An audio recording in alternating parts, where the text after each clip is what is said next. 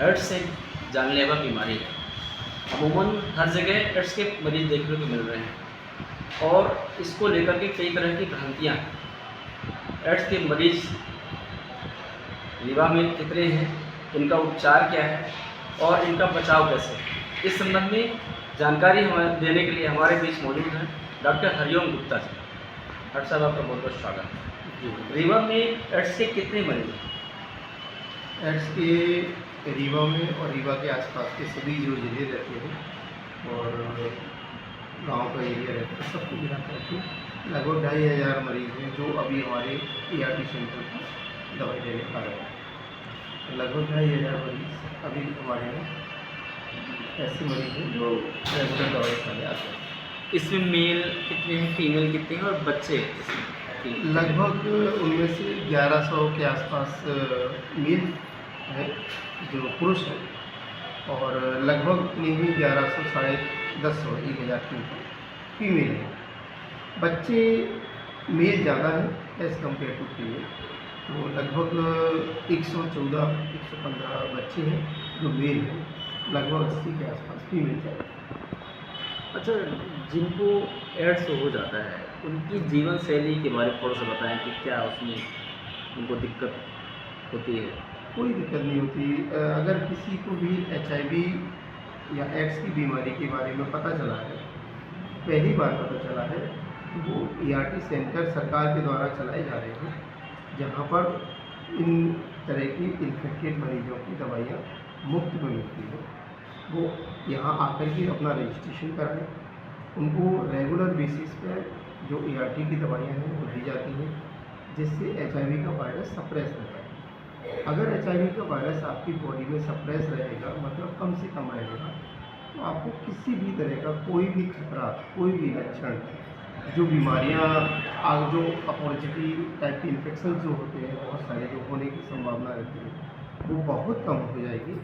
बशर्ते बस उसको अपनी जीवन शैली में एक बदलाव करना है कि दिनचर्या को रेगुलर करना है, खाना पीना अच्छा हेल्दी होना चाहिए, नींद अच्छी प्रॉपर लेना चाहिए, किसी भी संक्रामक रोग से दूर रहना चाहिए और बचाव करने की कोशिश करना चाहिए।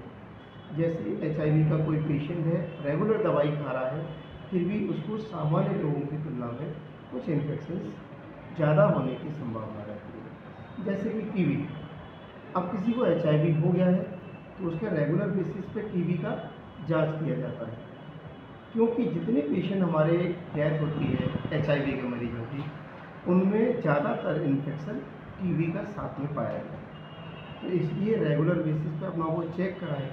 कभी भी खांसी आती है, वजन कम होता है, कुछ भी अनयूजुअल ऐसा लगता है, तो फिर उसको यहाँ ERT पे जहाँ दवाई लेने वो आते हैं रेगुलर, वहाँ आकर के वो डॉक्टर को बताएं, स्टाफ को बताएं, काउंसलर को बताएं अपनी समस्या, तो उनकी जांच कराई जाती है। तो समय से पहले अगर वो पकड़ में आ जाए तो उसको कोई खतरा नहीं। ऐसे कितने मरीज हैं जिनको एड्स के साथ साथ TB भी उनमें पाई गई है? कम से कम 5% आप मान के चलिए कि लगभग 5% के आसपास मरीजों को TB का कीटाणु पाया ही जाता है। सामान्य से थोड़ा ज़्यादा होता है, सामान्य में 5%, इनमें थोड़ा सा ज़्यादा रहता है। तो लगभग आप मान के चलिए कि 2500 में से हमारे पास 150 के आसपास 200 के आसपास ऐसे मरीज होंगे जिनकी TB की दवाई ऑलरेडी साथ में चल रही होती है। बट TB की दवाई चूँकि फिक्स होती है, 6 महीने चलेगी, 8 महीने चलेगी, उसके बाद उसको बंद कर दिया जाता है।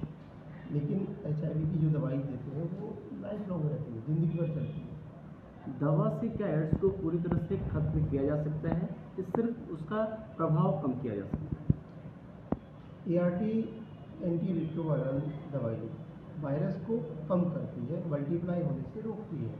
मतलब आपकी बॉडी में HIV का वायरस गया, आप पॉजिटिव हो गए, तो पॉजिटिव होने के बाद जब ये दवाई चलती है तो वायरस का मल्टीप्लिकेशन, मतलब उसका जो बढ़ने की संख्या है वो कम हो जाती है।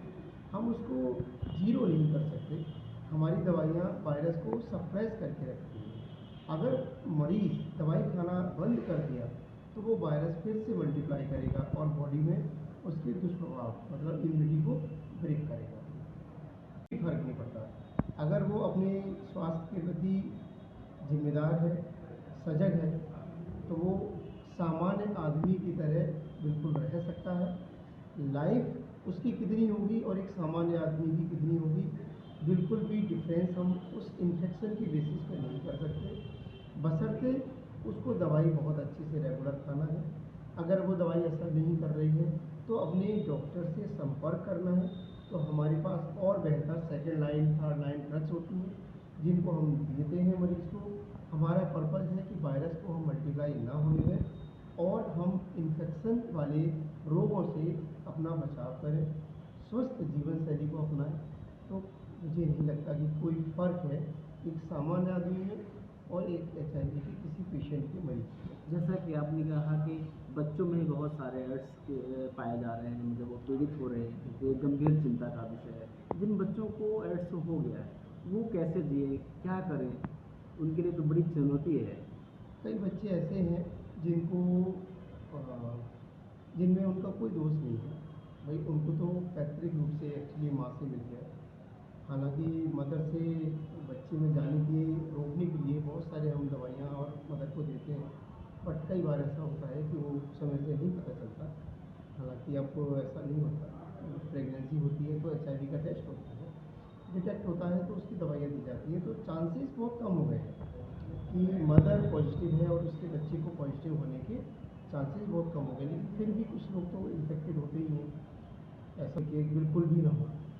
जैसे किसी को एड्स हो गया या किसी बच्चे को है या कोई बुजुर्ग है, कोई महिला है, उससे लोग कैसे बचाव करें, क्या उससे वातावरण में उसको कैसे, समाज में कैसे हो जिएगा, लोग उससे छुआछूत रखते हैं, थोड़ा दूरी बना के रखते हैं या किस तरह के उससे सावधानी बरतें हैं? जो भी अब पॉजिटिव होते हैं, अब उन चीज़ों की छुआछूत की चीज़ बहुत दूर हो चुकी है, क्योंकि HIV का मरीज न छूने से होता है, न प्यार करने से होता है, न खाना खिलाने से होता है, न उसके साथ खाना खाने से होता है। HIV का जो मरीज है उससे किसी दूसरे को, परिवार का भी, इवन माँ से बच्चे को, पिता को, तभी हो सकता है जब वो किसी भी दूसरे अल्टरनेटिव पे जाए। आप संजय गांधी अस्पताल में भी हैं और ऐसे पीड़ित महिलाएं आती होंगी जो एड्स पीड़ित हैं और प्रेग्नेंट हैं, उनकी डिलीवरी की क्या प्रक्रिया है यहाँ? उनको डिलीवरी प्लांट इलेक्टिव किया जाता है पहले से ही। इमरजेंसी में चांसेस थोड़ा सा बढ़ जाता है ट्रांसमिशन का, बट चूँकि डिलीवरी वाली जो भी महिलाएं हैं, अभी जो जिस तरह का सिस्टम सरकार ने चालू किया है उसमें HIV का टेस्ट कंपलसरी कर दिया है जब भी कोई प्रेगनेंट फीमेल होगी, अदरवाइज उसका रजिस्ट्रेशन ही कहीं होगा नहीं। आप देखेंगे तो डिलीवरी के टाइम पे रजिस्ट्रेशन लगता है ना। बहुत सारी जो प्रक्रियाएँ होती हैं, सुरक्षाएँ होती हैं, योजनाएँ होती हैं, उनके लिए रजिस्ट्रेशन लगता है। तो वो जब वो जाती हैं आंगनबाड़ी के पास या कहीं भी, तो उनका रजिस्ट्रेशन होता है, उसके साथ में HIV की जाँच होती है। निगेटिव है तो कोई प्रॉब्लम ही नहीं है, पॉजिटिव है तो उसकी दवाइयाँ चालू कर देते हैं। तो डिलीवरी की होते होते उसकी वायरस की और ट्रांसमिशन की संभावना काफ़ी कम हो जाती है। थैंक यू सर, बहुत बहुत धन्यवाद आपका।